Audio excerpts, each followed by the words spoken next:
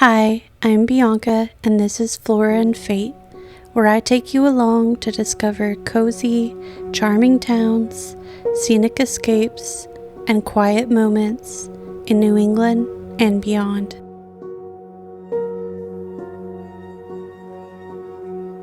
We're standing at Portland Headlight, where land ends and Atlantic begins, and where history has been shaped slowly by wind, salt, and time.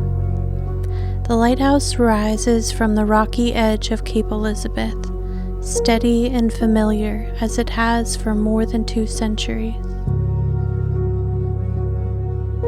This light was first lit in 1791, making it the oldest lighthouse in Maine. It was built at a time when the country itself was still new. Merchants sailing into the Portland harbor needed a way home through the fog and storms, and George Washington approved the construction himself. The tower was raised using local stone gathered from nearby fields and shorelines, and set here to face the open sea. From the beginning, it was meant to endure. In its earliest days, the light burned with whale oil lamps, tended by hand each night. The first keeper, Joseph Greenleaf, lived here with the responsibility of maintaining that glow through winter darkness and unpredictable weather. Every flame mattered. Every night, ships depended on what he kept alive inside these walls. As the coastline changed, so did the lighthouse. In the 1800s, a Fresnel lens was installed, bending and amplifying the light so that it could reach farther into the Casco Bay. During the Civil War, the tower was raised higher, not for beauty, but out of necessity.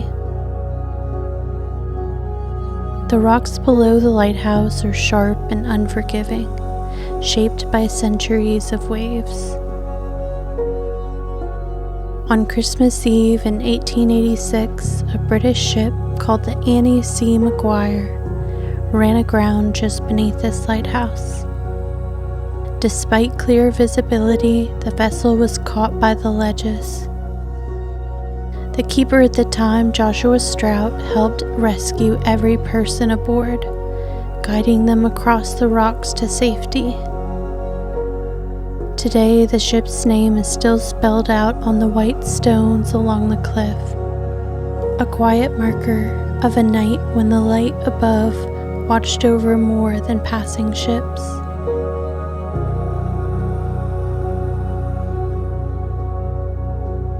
The lighthouse continued its work through wars and modern change.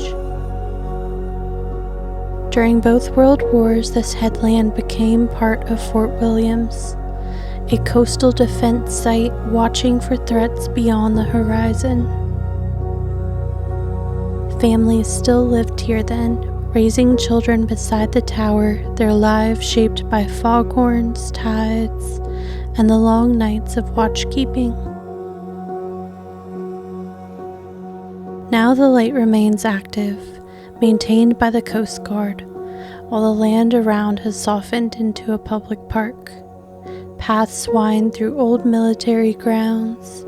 Waves crash just below as they always have. The tower stands unchanged in its purpose, even though the world around it has moved on. This is the kind of place I love sharing with you, where history isn't locked behind glass and still lives in stone, wind, and water. If you enjoy discovering quiet coastal places and the stories that shape them, I'd love to have you along for more. Until next time, stay curious and stay wild.